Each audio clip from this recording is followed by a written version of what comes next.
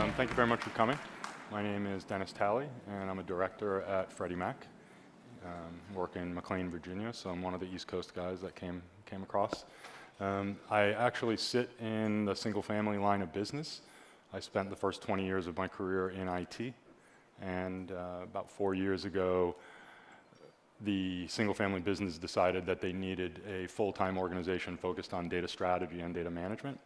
So the single-family CFO was tapped to be our data officer, and I was her primary IT delivery director, and so she tapped me on the shoulder and said, will you come with me and help me build this organization in the line of business? So what I'm going to talk about is probably about 50% our organization and how we approach things, and then I'm going to talk to you about a specific use case that we've deployed in the last 6 months that's going to affect, we think, hundreds of thousands of Americans over the next year or two, and maybe millions over the next few years. So it's a small group.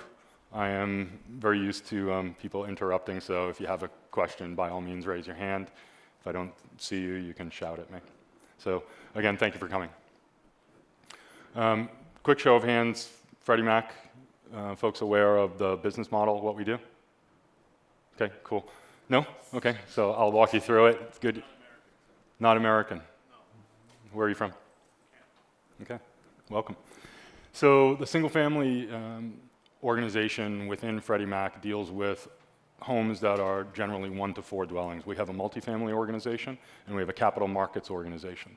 Capital markets works with single-family and multifamily, and essentially takes the loans that each organization creates or acquires, and they package them up into securities, and they sell them on Wall Street. So mortgage-backed securities. I sit in the single-family organization. It is probably, depending on what metric you're using and what month it is, anywhere between 80 and 85% of the company. So from a footprint perspective, we are largely conforming loans. So we've got 11 million active loans right now, and most of those are pretty consistent from a data perspective. Our multifamily organization is deal per deal. So it's a co-op, it's a high-rise, it's a condo community, and each one of those deals is different. As a result, the data model is catch as catch can. Some folks ask us whether or not Freddie Mac would have an enterprise data function, and because of the single-family, multifamily split, it's probably not likely that we would have an enterprise data officer or an enterprise analytics officer. They're more aligned with the division. So I sit in single family. Our role is to provide liquidity, stability, and affordability to the secondary housing market. And so we buy loans from people that originate them. So if you see the top, we work with the loan pipeline. One of the big things that we want to do when we buy a loan is provide purchase certainty. So there are things called rep and warrants.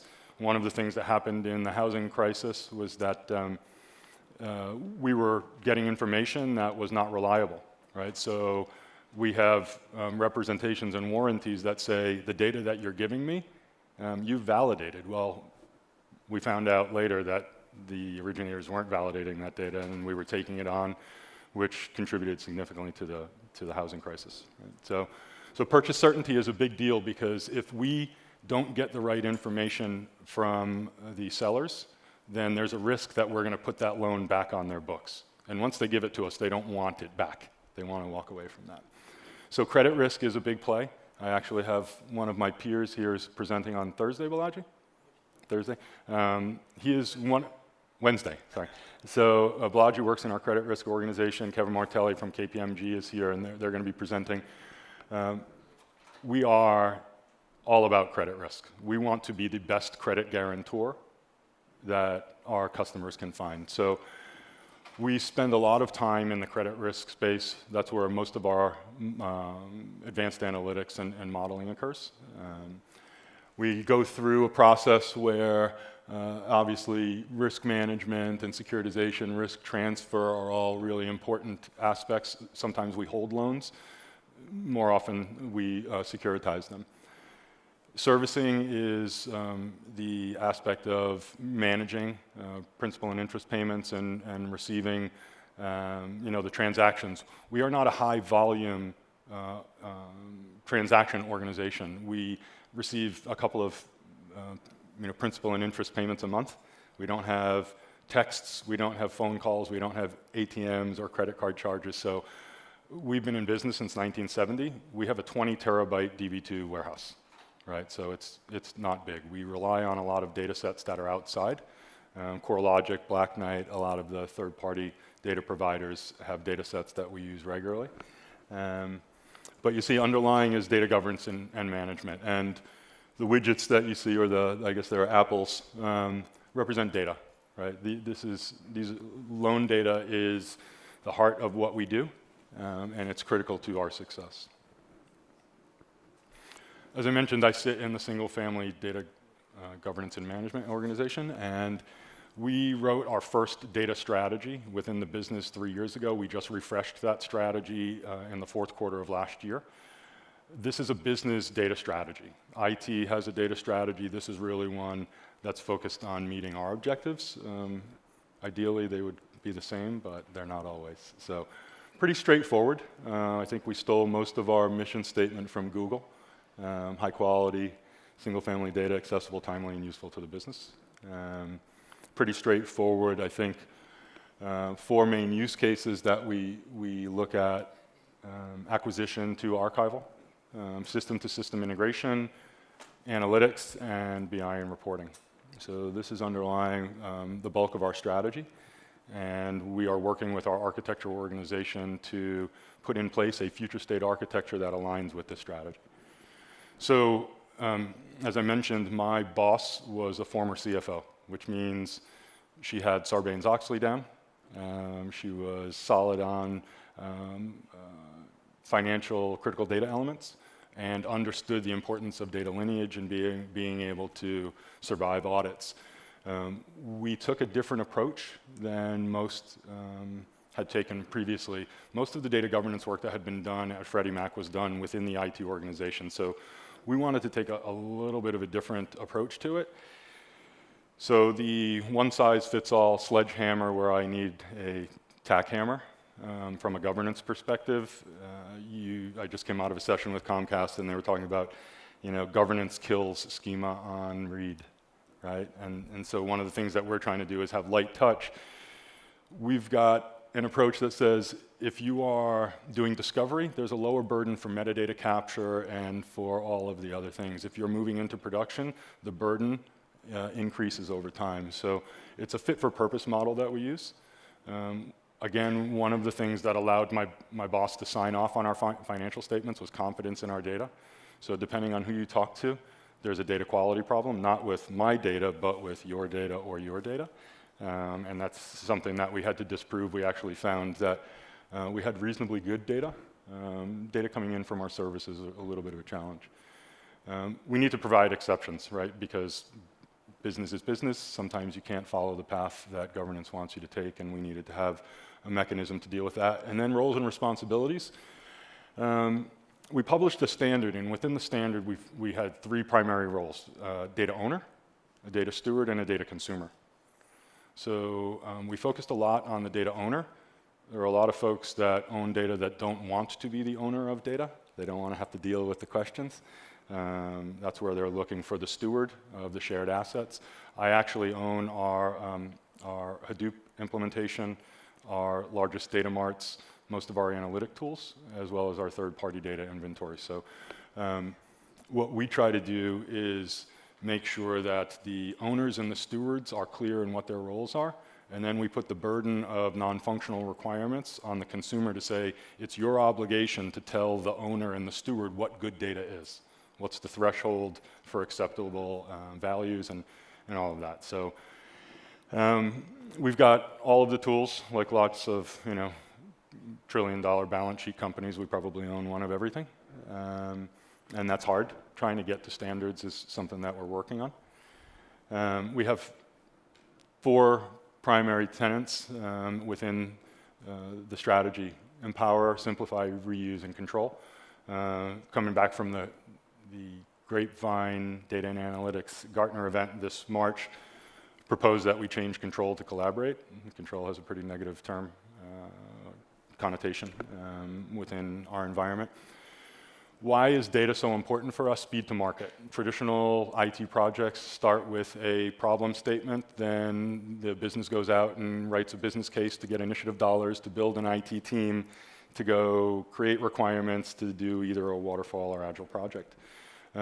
We needed to put data and analytics in the hands of people like Balaji and their team, citizen data engineers and citizen data scientists. So we need to provide authoritative data and robust tool sets.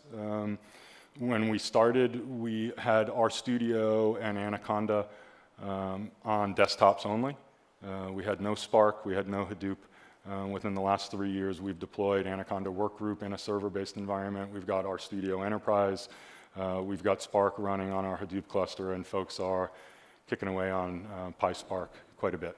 So catalogs are still a challenge. We've worked with the big metadata companies, and they haven't woven the story together for us, so something that we're still working on. Simplify and reuse. The great thing about this deck is that the only thing I did was change my boss's name to my name on the cover. She was supposed to present at a FinTech event in, I think, Nashville in February. It got snowed out. So this is a virgin presentation that I spent no time on other than editing. Simplifying and reusing is really critical to our success. And then control. Working for a CFO, control is where she comes from. Right? I tend to come from the empower side. She tends to come from the control side. We work well together. So I'm going to talk a little bit as a segue before I get into this particular story. And I already mentioned we've got a 20 terabyte DB2 warehouse. We've used SAS for 35 years. We've used MicroStrategy for 20 years. Most of our statistical modeling, statistical programming is done either in SAS or in MATLAB, primarily SAS. The more complex models are converted to C++ and run on an IBM Symphony Grid. So there's a financial engineering team that takes that from the modelers. We have, over the last couple of years, I guess we deployed in March of 14, we deployed 229, then went to 232, 254, and we'll go in about 2 weeks to 263, 264. That cadence is incredible for us. We just did a DB2 upgrade that was probably 3.5 years in the making. For us to do 2 platform upgrades in a single calendar year is incredible. The only reason we're able to do that is because of open source.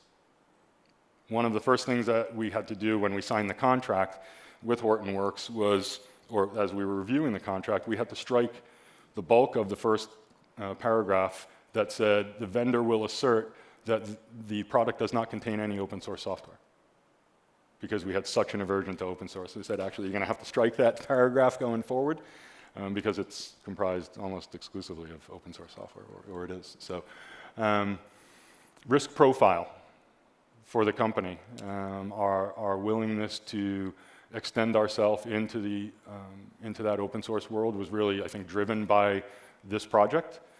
And we're looking forward to additional advancements that we'll get from the ecosystem. So pain points, we have many throughout the life cycle.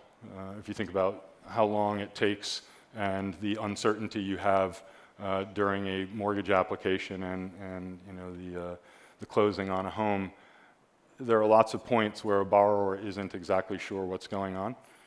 There are some companies that are doing better at that now, I think, and providing insights. We work a lot with Quicken, and certainly you hear a lot about Rocket Mortgage and the pace at which they're doing things. Today, there's a shortage of appraisers in the market. Any idea? Just call it out. What's the average age of an appraiser in the United States? 60. Pretty close. Another? Right in between, 55. Right? So not a lot of new people entering the profession. The cost has increased, $700 to $900 as a norm. That's something to appraise a house. Yeah. And then in terms of how long it takes you, it can take up to 6 weeks. It can happen in a couple, but sometimes it's longer than that, and that's tough. And I'll show you what that means in a second. So there are 4 primary functions that we're looking for an appraiser to complete, or to help us complete. We need them to estimate the value, right? What's it worth? We need them to inspect the property, right? Don't just, look at the comps and do an evaluation of the neighborhood, but inspect the property and see if it's in good shape.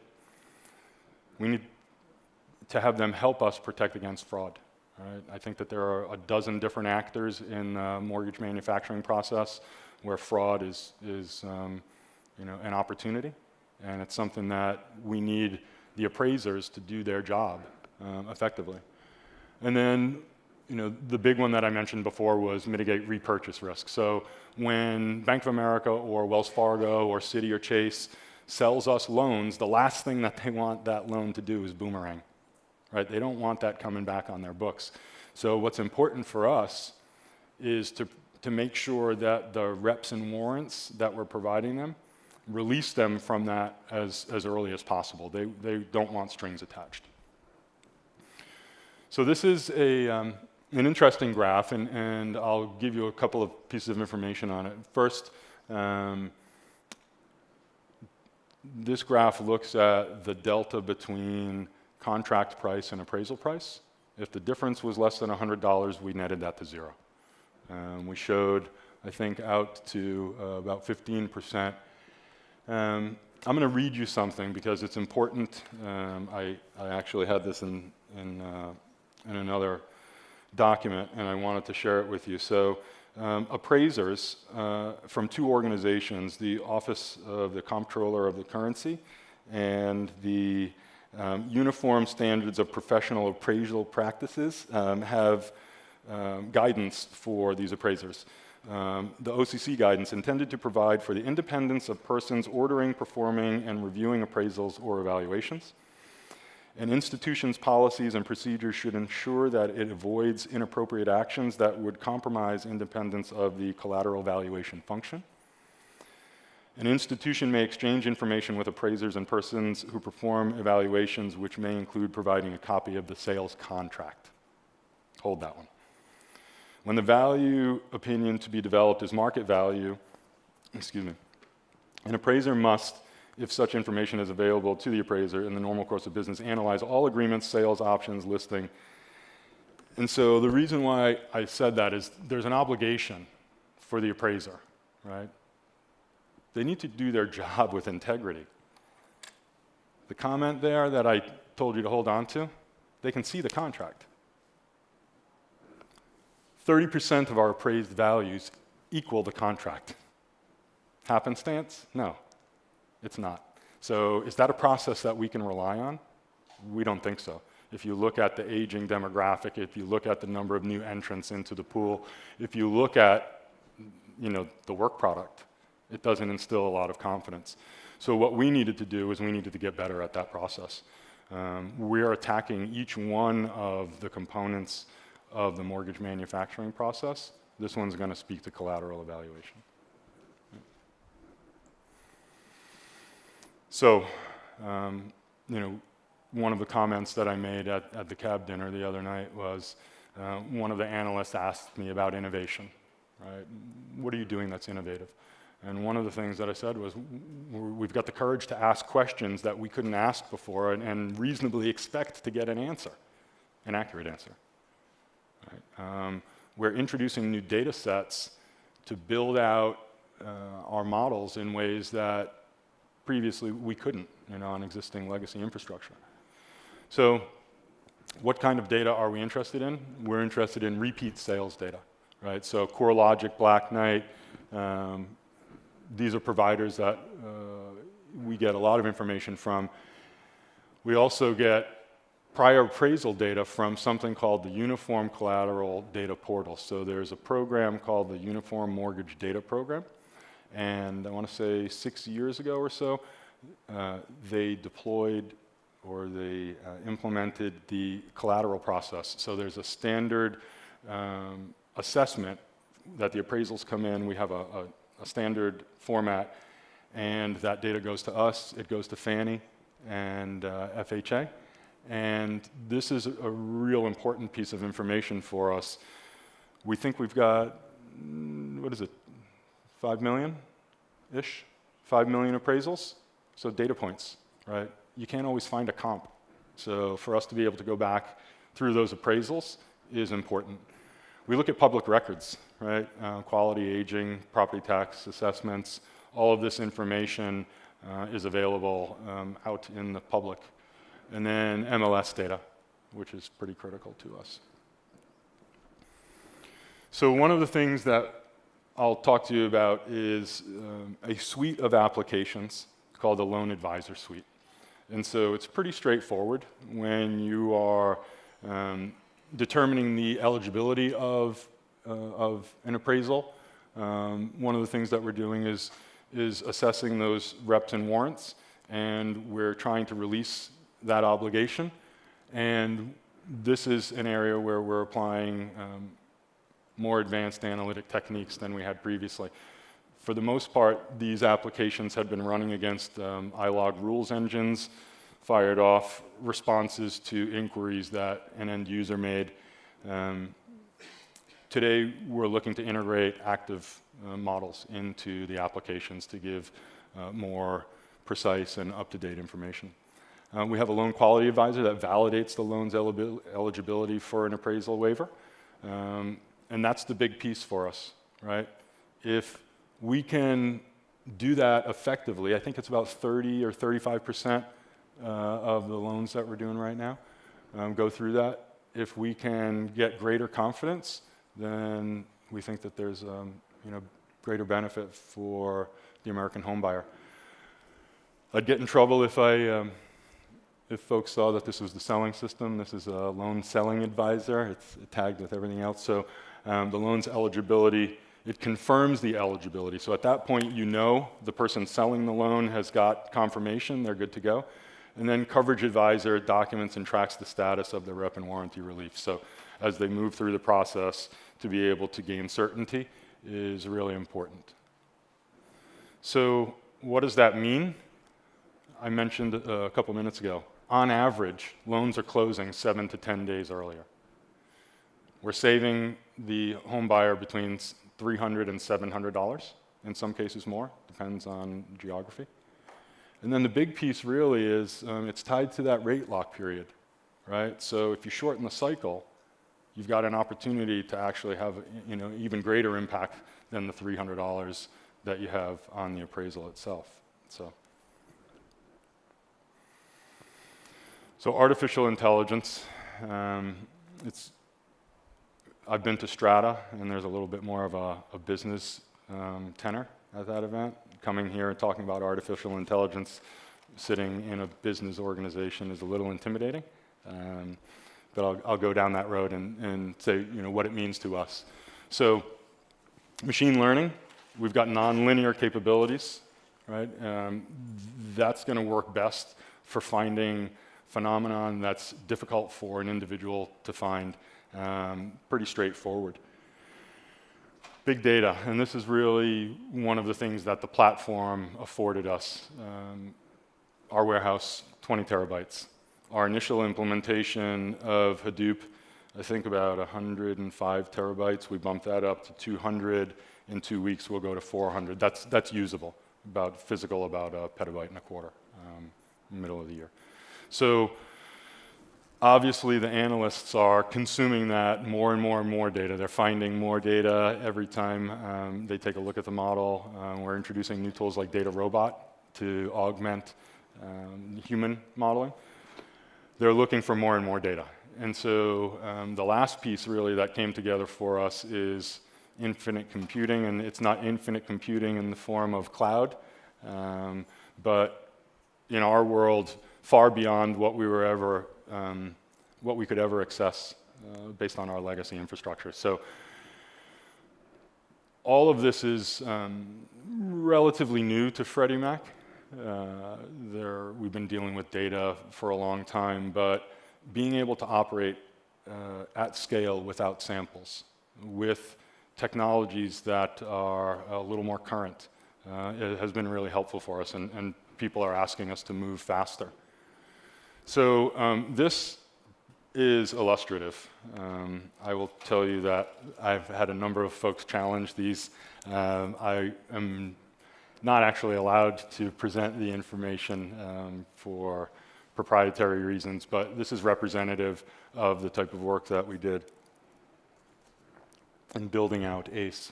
So if you look at this, we went into graphing, right? We built a home knowledge graph, and what we did was looked at southeast Florida, and we looked specifically in kind of in between West Palm and Miami. And what we found was it was difficult to get comps, right? It was with a single degree of separation. Just looking in sales and trying to line things up was hard. So when you look at other attributes, we were able to create that linkage more effectively. And through clustering algorithms, we were able to come up with a model that showed a greater degree of separation in the graph, which allows us to increase our confidence in the estimation process. And that's something that we think is going to continue to yield benefits for the organization moving forward. So I think it's a little difficult to see the one on the left. You see there's a single green dot, an appraisal of 1.8 million. A house with one degree of separation, we had to go pretty far up the coast in order to find that. 5 degrees of separation, we actually found fairly dense clusters, which is something that we were pretty happy to see. So Kevin Bacon, right? I don't know if you've heard that thing before, right? How many hops away are you, right? So it's a house on A1A. Okay, that's 1 degree of separation. Right, A1A is scenic, Route 1, runs along the coast, right? Do you think it matters if you're on the east side or the west side of that road? Yeah, it's going to. There are a whole bunch of factors that come into play. I can't get into detail on all of those, but there are. Yeah, exactly. So if you look at the attributes of the properties, you can find linkage, and that's what we've done. So this is a pretty powerful set of activities for us. Really, when you look at our business, valuing the collateral is huge. Evaluating the creditworthiness of the borrower is another big piece. And we're going to try to take on those challenges in the near future. I think have we announced LoanBeam? That's out on the website, right? So a lot of different folks in the housing market today, right? There are folks who don't have traditional W-2s that actually earn a fair amount of money, and we need to find ways to verify their income. I think LoanBeam's an example of a tool that we're using to do that. We really are looking at contracting the entire mortgage manufacturing process. So we want to shorten the application process. We want to shorten the approval process and then make the closing more seamless as well. So this was a powerful story for us at Freddie. We didn't get funded to do a data lake 2 years ago when we started this. We got funded to do a couple of science experiments, as I called it, right? We had to go out and collect data that we hadn't really leveraged effectively before. We had to pick up some use cases that folks really weren't aggressively pursuing because they didn't think that there was achievable value there. We're at a point now where we're ready to take on those challenges across the entire manufacturing process. So that's the presentation today. I can answer some questions about the technologies that we use if you're interested. If you have any other questions, I'd be happy to take them as well. No? Okay. Well, thank you for coming. Have a great day. Enjoy the rest of the conference.